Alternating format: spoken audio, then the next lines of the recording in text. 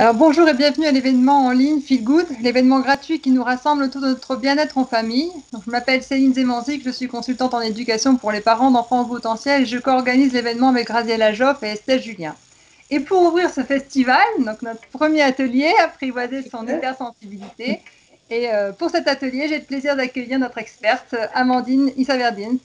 Amandine est sophrologue, thérapeute EMDR et Amandine, je vais te laisser te présenter.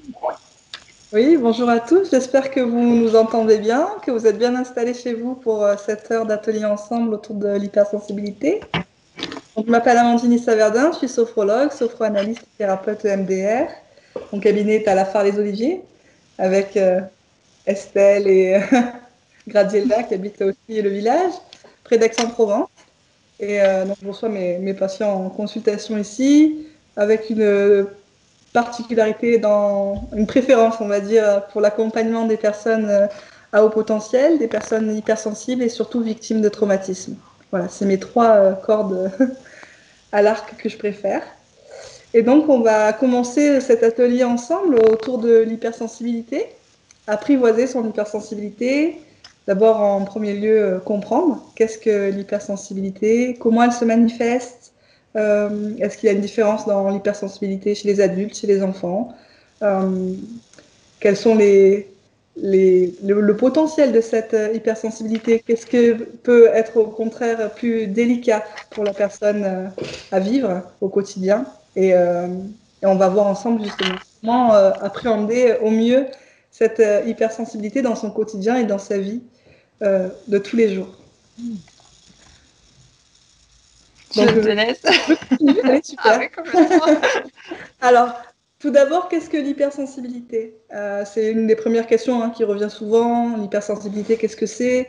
Donc, c'est pas une maladie, c'est pas un trouble, c'est pas un handicap, c'est pas une pathologie. J'aime bien le rappeler parce que souvent, moi, dans mon cabinet, on me demande mais comment je peux savoir, comment je peux poser un diagnostic? Donc, voilà, c'est pas un trouble, c'est pas une pathologie, c'est une particularité.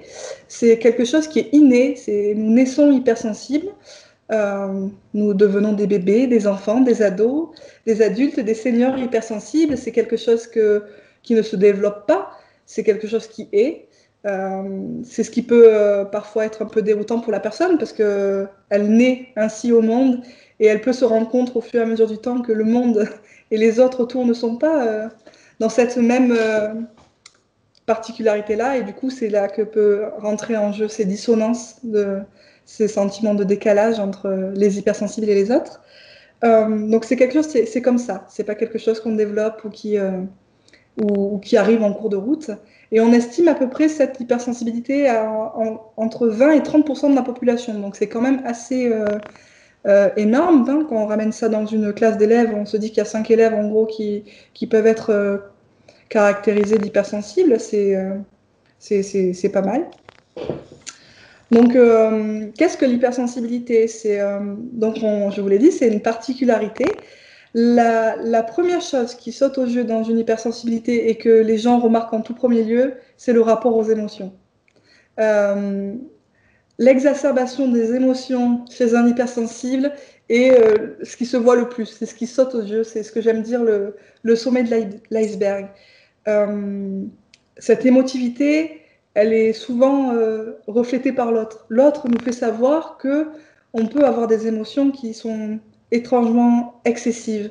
Euh, Pourquoi on a telle réaction? Pourquoi on est toujours dans l'exagération? Parce que c'est vraiment perçu comme ça à l'extérieur, que c'est exagéré. On peut être caractérisé de susceptible parce qu'on a les émotions à fleur de peau.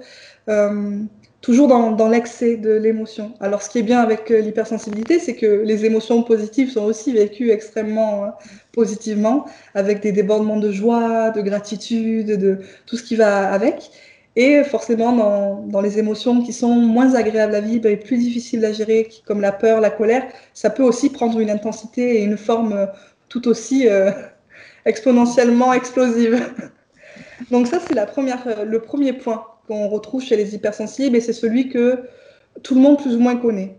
Et c'est ce qui est important pour moi de dire, c'est que l'hypersensibilité, c'est pas que ça. Parce que ça, c'est la première chose. On peut avoir tendance à confondre cette hyper-émotivité avec l'hypersensibilité.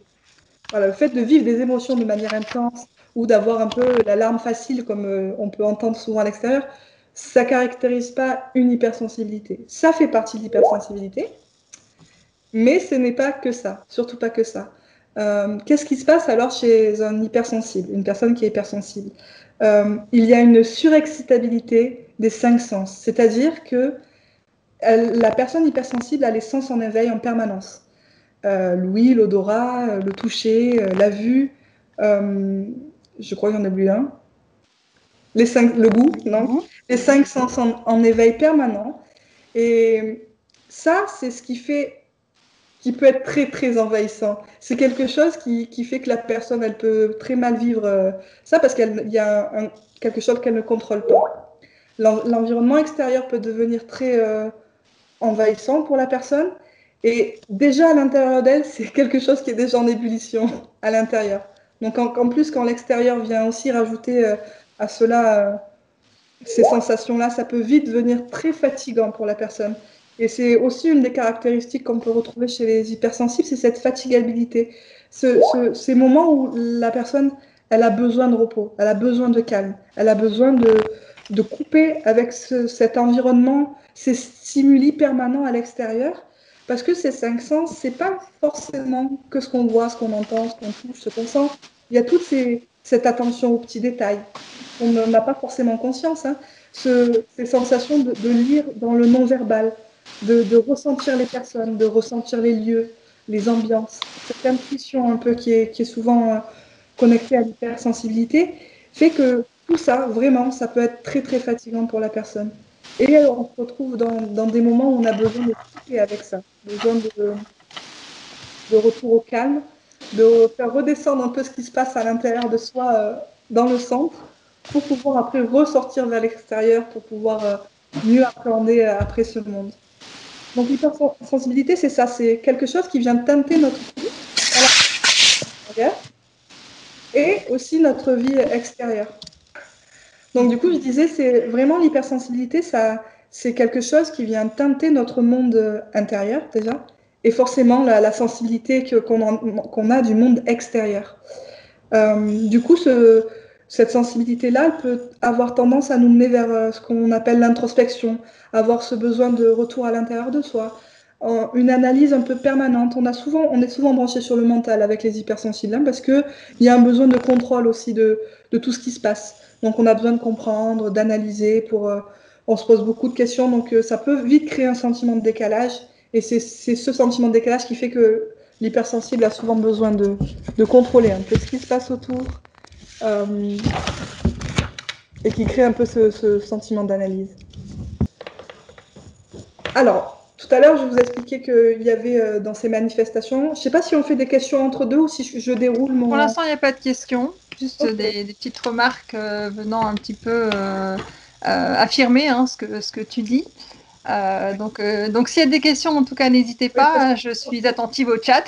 J'allais dire, je ne vois pas du tout le chat. Et je transmets, je transmets à Amandine, bien entendu. Voilà. Tu peux continuer, Amandine. Donc, là, on a vu un peu les caractéristiques qui pouvaient nous mettre dans cette case d'hypersensible. Donc, on le voit quand même, il y a cette notion de trop. Tout est trop chez l'hypersensible. Tout semble extrapoler les émotions, les sensations, le vécu. C'est ça qui peut créer ce sentiment de décalage. C'est ce qu'on peut retrouver aussi chez les personnes à haut potentiel que tu accompagnes, Céline. Oui. Voilà, ce sentiment de décalage. Donc, moi, je sais pas comment toi tu apprends cette question, mais j'ai souvent tendance à dire que euh, tous les, tous les surdoués sont plus ou moins hypersensibles, mais tous les hypersensibles ne sont pas forcément surdoués. Et après, encore une fois, c'est une case, mais il y a autant d'hypersensibilité qu'il y a de personnes hypersensibles. Chacun va la vivre à sa façon. C'est important de pas. C'est pour ça que j'aime bien qu'on sorte de la grille, que j'aime bien rappeler qu'il n'y a pas de diagnostic précis, qu'on ne doit pas cocher des cases pour appartenir à telle ou telle spécificité chez les hypersensibles. Chacun va le vivre un peu à sa manière. C'est quelque chose qui est d'abord part de l'intérieur et de son rapport à soi et à son rapport au monde. Donc, dans toutes ces manifestations qu'on peut retrouver dans l'hypersensibilité, c'est le fait d'être submergé par ses émotions, le fait d'avoir les 5 sens en éveil, le fait d'avoir besoin de se retrouver dans un cocon, de se couper pour se ressourcer, pour mieux se recharger, parce que sinon on est très vite fatigué. J'aime bien rappeler que dans toutes ces manifestations-là, il y a des choses très positives à en tirer, comme des choses qui sont plus délicates, desquelles il faut se détacher. Donc j'aime à rappeler que avec l'hypersensibilité, il y a une créativité qui va avec, il y a une empathie, il y a une compassion pour l'autre et du coup ça rend la personne plus compréhensive parce que même si la personne ne sait pas exactement ce que l'autre vit, elle arrive à se mettre à sa place, elle arrive à comprendre et du coup à être empathique, être dans la compassion. Alors ça peut avoir son défaut, c'est-à-dire ce que j'appelle l'éponge émotionnelle, c'est que on éponge absolument toutes les émotions des autres tellement parfois qu'on n'arrive plus à savoir si cette émotion qu'on ressent, c'est vraiment la nôtre ou si c'est les personnes qu'on a vues aujourd'hui, c'est ce qu'on a emmagasiné aujourd'hui en fonction de l'environnement dans lequel on était. Donc ça, c'est un petit travers qui demande à être géré. J'aime pas trop ce mot, mais peut-être pas gérer l'hypersensibilité en elle-même, mais plutôt gérer l'intensité à laquelle on vit ces manifestations. Dans les côtés positifs de l'hypersensibilité, il y a ce côté un peu intuitif, de se laisser guider un peu par ce qu'on ressent, pas forcément parce qu'on voit physiquement, voilà, mais de ce qu'on peut lire dans le non-verbal, les échanges, dans le regard avec l'autre, un peu dans les énergies des personnes. Ça, c'est quelque chose que les hypersensibles font, alors absolument naturellement, hein, mais qui ne se rendent pas forcément compte qu'ils le font. Hein. Et ça, c'est super important quand on a conscience de ça. On peut après jouer avec ça, en faire justement un atout, parce qu'on le maîtrise. C'est tout ce qui est non maîtrisé, tout ce qui est pas exploité qui fait que ça devient vite envahissant. Et chez les hypersensibles, on retrouve aussi ce côté un peu perfectionniste. Alors ça, pareil, il ne faut pas tomber dans les travers extrêmes, mais le perfectionnisme, c'est super quand c'est bien canalisé. Hein. Ça permet d'aller au bout des choses, ça donne envie de continuer, ça donne un petit côté un peu pugnace. Enfin voilà, on aime aller au bout des choses, au bout des compréhensions, au bout de ce qu'on commence, au bout de ce qu'on fait, etc. Alors, dans les côtés un peu pas négatifs, parce qu'encore une fois, j'aime pas spécialement ce mot, mais dans les côtés un peu plus désagréables, dans les travers un peu de cette hypersensibilité, les personnes hypersensibles vont être beaucoup plus vulnérables au stress, forcément, à l'anxiété, au regard des autres, puisque de toute façon, tout est vécu de manière décuplée. Donc même le stress déjà est quelque chose de pas agréable chez une personne qu'on va qualifier de non hypersensible. Oui. Donc chez quelqu'un qui est hypersensible, le stress peut prendre des formes vraiment enveloppantes. On peut se faire bouffer par le stress, par l'anxiété. Ça peut entraîner des symptômes un peu anxio-dépressifs. Voilà, on peut avoir ce regard sur l'autre qui pèse, qui est très important aussi. Donc on peut avoir aussi ces expressions de larmes, ce qu'on appelle la larme à l'œil, les pleurs faciles, mais pas forcément dans la tristesse, encore une fois, c'est juste dans l'émotion en elle-même. L'art peut nous faire pleurer, une chanson, comme des moments de chagrin aussi, hein, on est d'accord. Et donc nous met une petite information complémentaire qui dit qu'on semble toujours analyser les autres, alors que c'est souvent pour se protéger. Ouais, ça peut être vécu comme ça. C'est une manière de contrôler. Voilà, on est dans ce contrôle d'analyser les autres, d'avoir ce recul pour mieux le comprendre et du coup mieux se protéger soi face aux éventuels regards de l'autre, ce qui pourrait éventuellement arriver ou pas. Et dans ces choses un peu donc plus désagréables, il y a aussi voilà ce sentiment de décalage. C'est quelque chose qui vraiment, moi, dans mon cabinet, c'est quelque chose qui revient beaucoup. Alors ils le mettent pas avec ces mots-là, hein, mais c'est le fait qu'en permanence, c'est surtout l'entourage, au final, qui leur fait remarquer qu'en fait, ils ne sont pas comme les autres. Mais pourquoi tu réagis comme ça? Pourquoi tu es susceptible? Pourquoi on ne peut rien te dire? Oh là là, toujours en train de pleurer celle-là, toujours à fleur de peau, toujours dans des colères extrêmes. C'est souvent l'extérieur, l'entourage proche qui fait ressentir qu'on est différent et du coup crée ce sentiment de décalage qui au départ quand on est enfant, pour être honnête, les enfants se posent moins la question que les adultes. Et donc chez les enfants, cette hypersensibilité, elle peut prendre vraiment des caractéristiques, comme chez l'adulte d'ailleurs, mais dans les émotions, ça peut vraiment être explosif. Hein. La nervosité, l'hyperactivité, les grosses colères, etc. Ça, c'est quelque chose qu'on va retrouver beaucoup chez les enfants, qui va être plus canalisé chez l'adulte, puisqu'il a appris à grandir et à gérer l'intensité à laquelle il vit ses émotions. Mais l'enfant, lui, va pleinement vivre ses émotions. Donc déjà, de base, on va dire que tous les enfants sont dans le moment présent, sont dans leurs émotions qui les traversent à ce moment-là, à la fois dans le corps et à la fois dans leur esprit. Mais alors chez les hypersensibles, ça va être voilà, des crises de colère, des crises de rage, etc. Excusez-moi, je bois un petit coup parce que... Alors j'en profite un petit peu là pour... donc voilà, Sandra qui nous dit donc elle est au bout de la compréhension, mais alors à 1000%. Par contre, incapable de finir quelque chose, études, formation, projet qui démarre, euphorique, puis le soufflet retombe. Ouais, ça aussi, ça peut être un mécanisme, effectivement. Céline qui nous dit la sensation de ne pas être née à la bonne époque, trop tôt, trop tard. Ça, c'est quelque chose qui revient aussi. L'impression de ne pas assez s'inscrire dans le temps dans lequel on incarne. Alors, Angélique qui nous dit mais l'enfance, pardon, je se défile, et alors, mais l'enfance semble se terminer plus vite pour ces enfants-là, car ils se rendent compte qu'ils ne peuvent pas tout exprimer comme ils le souhaiteraient. Je ne sais pas si on peut faire une généralité de ça. Et effectivement, c'est des choses qui arrivent chez certains enfants parce que ça peut... bon là, pour le coup, je pense tout de suite plus au potentiel parce qu'il y a une maturité intellectuelle qui crée un décalage encore plus... Et ce qui n'est pas évident, de savoir qu'est-ce qui vient du haut potentiel, qu'est-ce qui vient de l'hypersensibilité. Parfois, ça se chevauche. Très souvent, honnêtement, quand vraiment la question se pose, j'invite les gens à passer des tests parce que c'est la meilleure façon d'avoir une réponse. Des fois, c'est très délicat de dire est-ce que c'est juste de l'hypersensibilité, est-ce qu'il y a un autre trouble à côté ou est-ce qu'il y a un haut potentiel. Ça, des fois, c'est compliqué. Mais c'est vrai que chez les hauts potentiels en particulier, on a l'impression que cette enfance, elle s'envole vite parce que il y a une maturité, il y a une maturité intellectuelle et il y a une maturité émotionnelle dans la gestion des émotions. Du coup, ça crée un décalage énorme, mais le mental prend vite le dessus. Hein. Les questionnements, etc. Alors j'ai une question, moi, Amandine, tu parlais de tests. Est-ce qu'il y a des tests pour tester justement l'hypersensibilité? Moi, non. Alors, je sais qu'il existe des grilles d'évaluation faites par des psychologues, notamment Hélène Aron, qui a écrit des livres sur l'hypersensibilité. Ces gens qui ont peur d'avoir peur, mieux vivre avec l'hypersensibilité. Et on demande ton avis par rapport, justement, j'enchaîne parce qu'il y a un petit message de Virginie, hein, donc merci Virginie, donc, qui te demande qu'est-ce que tu en penses justement par rapport à ça, par rapport à ces thèses d'Hélène Aron. Je pense que ça peut donner une première lecture. Ça peut donner une première lecture, de voir, de se dire, ah, point par point, il y a quand même des choses qui font écho en moi. Donc ça, déjà, ça peut amener la personne à se questionner et à se dire peut-être qu'éventuellement il y a ça.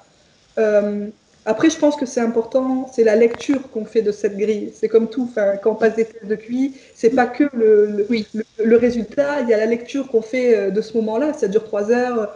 Observation clinique, surtout pour les enfants. J'insiste sur l'observation clinique, qui est plus importante que les chiffres du test. Hein. Mais beaucoup plus, parce que des fois, il y a des QI, comme on appelle, qui sont pas... j'ai perdu le mot, mais... Hétérogènes. Voilà, exactement. Et qui, du coup, cette lecture est importante. Et c'est pareil pour l'hypersensibilité. C'est bien d'aller voir un thérapeute ou quelqu'un pour au moins discuter de ça et d'effectivement, soit d'infirmer, soit de mettre des réserves, soit de proposer une autre lecture, parce qu'il y a d'autres lectures des fois. Hein. Il n'y a pas qu'une hypersensibilité, et des fois, c'est important de ne pas se ranger tout de suite dans l'hypersensibilité, même si elle est là, parce qu'elle peut cacher autre chose, un haut potentiel, des troubles émotionnels, etc. Donc ça peut être une première approche. D'accord. Donc après, on arrive à cette fameuse partie, apprivoiser cette hypersensibilité, comment mieux vivre avec. Et je vais mettre un seul mot sur ce chapitre, c'est l'acceptation. Alors c'est très difficile, hein, mais c'est accepter cette différence. Accepter de vivre les choses autrement, accepter que l'autre ne puisse pas comprendre forcément notre monde intérieur parce qu'il ne le vit pas ainsi, accepter aussi d'avoir des besoins différents. C'est ok que moi à ce moment-là, j'ai pas envie de me regrouper, j'ai envie d'être seule et il n'y a pas de... Parce que des fois chez les adolescents, c'est ça, ce qu'on retrouve beaucoup, c'est ils ont besoin un peu d'être tranquilles et c'est assez mal vu à ce moment-là de se dire oh là là, pourquoi elle veut aller se couper du monde alors qu'à ce moment-là, on se réfère au groupe, la fête, etc. Il faut accepter que chaque hypersensible a des besoins différents. Et encore une fois, c'est pas tous les mêmes, hein, ces besoins. Mais c'est voilà, si on accepte ces besoins, on peut mieux accueillir nos limites, se dire là, ok, là, je vais atteindre ma limite de ce qui est supportable pour moi au niveau émotionnel, au niveau sensoriel.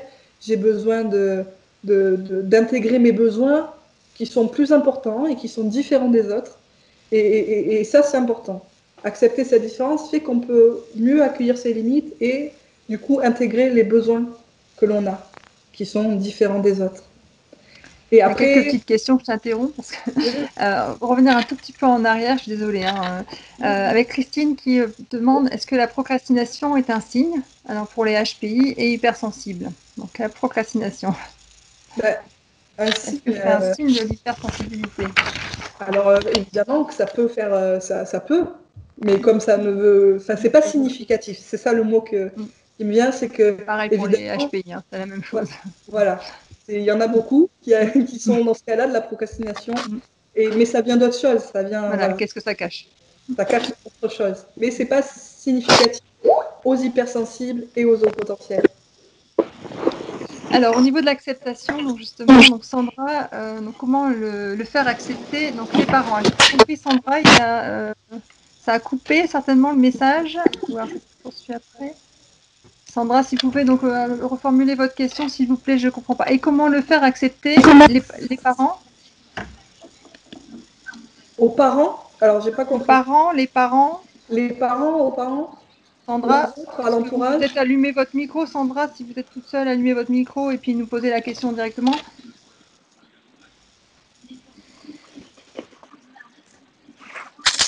Déjà, parce que ça, je ne l'ai pas dit, mais dans l'acceptation. Ça fait du bruit. Alors, quelqu'un a un micro d'allumé. Alors, si c'est Sandra, posez-nous votre question, allez-y. Sinon, les autres, si c'est quelqu'un d'autre, juste coupez votre micro, sinon ça devient compliqué. Alors, donc Sandra, voilà. Donc, le faire accepter aux parents. Que l'enfant soit hypersensible? Oui, c'est ça.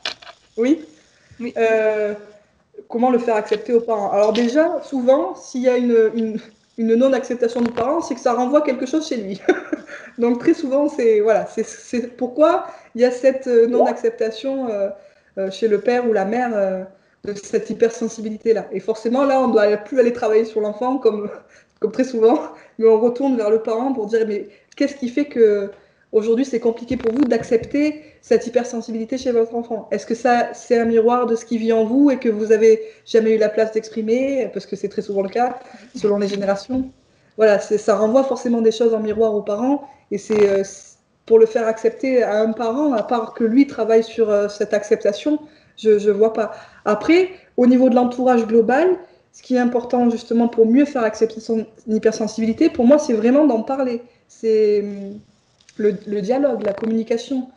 Donc déjà, il faut déjà avoir accepté un peu soi qu'on est comme ça, et pour pouvoir dire à l'autre, voilà, moi je vis avec ce filtre-là dans ma vie. J'ai cette hypersensibilité qui teinte mon quotidien, qui teinte mes émotions, qui me fait vivre les choses de manière intense. C'est important pour moi que vous soyez conscient de ça aussi, parce que ça va peut-être vous permettre des fois d'être moins dans le jugement, la réaction, et pouvoir peut-être mieux m'accompagner, accepter du coup de s'ouvrir à l'autre dans sa vulnérabilité à ce niveau-là, pour que l'autre il puisse aussi nous accompagner là-dedans. Donc ça, vraiment, la communication, c'est important. Et donc, dans l'acceptation, je pense que indirectement, vous nous direz, Céline, mais Amandine a dû répondre à votre question. Donc, Amandine qui vient de pardon, pas Amandine, Céline qui vient de découvrir donc, cette hypersensibilité à un âge avancé. Non, 51, non, ça va. Et maintenant, qu'en faire? Si c'est accepté, donc voilà, c'est ok, voilà, c'est accepté. Je lis en même temps. Et justement, quoi en faire, ça fait partie de ces choses, comment apprivoiser son hypersensibilité. Qu'est-ce qui vous fait du bien dans la vie?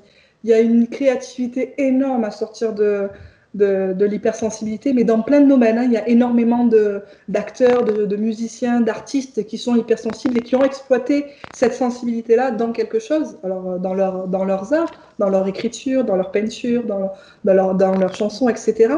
Et ça, c'est quelque chose que quand on est OK avec cette hypersensibilité, on peut la nourrir.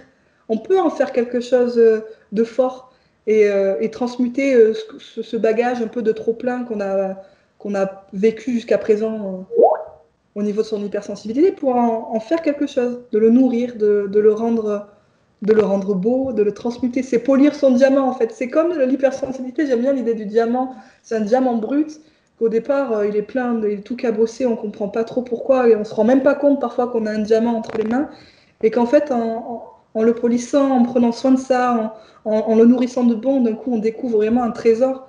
Mais c'est vrai que souvent, dans mes patients, ou même quand quand je fais des conférences en live sur Instagram ou quoi, les gens, ils ont énormément de mal à me dire si l'hypersensibilité, c'est une qualité ou un défaut. Je suis on va dire, à 50-50 de gens qui me disent que c'est une grosse star et ceux qui me disent que c'est merveilleux, que c'est un cadeau. Et moi, j'aime dire que effectivement, c'est un cadeau qui peut être mal vécu si on l'appréhende pas en fait. Si on subit, encore une fois, si on n'arrive pas à contrôler, si on n'arrive pas à accepter ça, et du coup d'être dans le refus complet de ce qu'on est, ça devient forcément un gros boulet à porter. Et ça me fait vraiment beaucoup de peine à chaque fois qu'on me dit non, mais moi, c'est pas une qualité du tout, c'est un gros défaut. Et c'est dommage parce que vraiment, c'est quelque chose de beau quand on arrive à en faire quelque chose. Amélie demande quel accompagnement. Je pense que quand tu parlais un petit peu de cette acceptation, je pense qu'il y a des accompagnements que tu peux éventuellement proposer. Alors, est-ce que toi, peut-être que tu peux proposer, mais peut-être aussi de manière générale, il existe des accompagnements autour de De l'hypersensibilité. manière générale, c'est déjà de voir comment se manifeste en vous cette hypersensibilité, pourquoi elle est mal vécue chez vous. Est-ce que c'est un problème d'ordre émotionnel? Est-ce que c'est parce qu'il y a un manque de confiance en soi derrière? Est-ce qu'il y a un trouble euh, de l'hyperactivité, de la procrastination, etc., qui vous empêche d'avancer, des fausses croyances qui sont tellement ancrées que vous n'arrivez pas à vous en défaire? Enfin, après, c'est une thérapie comme une autre, en fait, comme on ferait du développement personnel. C'est juste que, par exemple, d'un point de vue thérapeutique, pour moi, c'est important de savoir si la personne elle est hypersensible. Parce qu'on va appréhender, et encore plus si elle est au potentiel. Parce qu'il y a des choses qu'on va appréhender différemment, et surtout qu'on va interpréter différemment. Il y a des choses du coup, euh, qui peuvent très vite être catégorisées comme pathologiques chez des hauts potentiels et des hypersensibles, alors que c'est juste de l'hypersensibilité et du haut potentiel. Et c'est important, moi, dans mon travail et dans mon cheminement thérapeutique, d'être conscient, en tout cas, qu'il y ait cette hypersensibilité éventuelle chez la personne. Mais après, c'est un accompagnement comme les autres. C'est pourquoi cette hypersensibilité l'a vécu, on part de ça. Est-ce que c'est un manque de confiance en soi? Est-ce que c'est un manque de ressources? Est-ce que c'est. Voilà. Et on va piocher là-dedans, tout le temps en gardant dans la lorgnière qu'il y a cette hypersensibilité. Et du coup, de tout le temps observer par ce filtre-là aussi. Et pas comme quelqu'un de non hypersensible ou de non haut potentiel. D'accord, des questions. Donc là, n'hésitez pas si vous avez des Il y questions. a des questions, oui. Alors, Je je lis suis en même temps. au bout de mon topo, plus ou moins. Alors, est-ce que vous constatez, je suppose, Angélique, hein, donc parfois au contraire, un défaut d'empathie, comme une carapace, parce que dur de gérer toutes ces émotions? Oui, oui, complètement. Complètement. Ça peut être un mécanisme là de défense, du coup, un mécanisme de protection. Ça a tellement été trop pour la personne à un moment donné que c'était plus simple de couper que d'apprendre à canaliser. Ça arrive souvent. Alors moi j'ai plus, alors je veux pas faire de clichés, hein, ça serait dommage, mais c'est plus les hommes qui ont beaucoup cette carapace-là. Parce qu'en plus, ça a été beaucoup pointé du doigt par le monde extérieur. Et du coup, c'est quelque chose qui peut être très coupé chez eux, mais en fait très présent.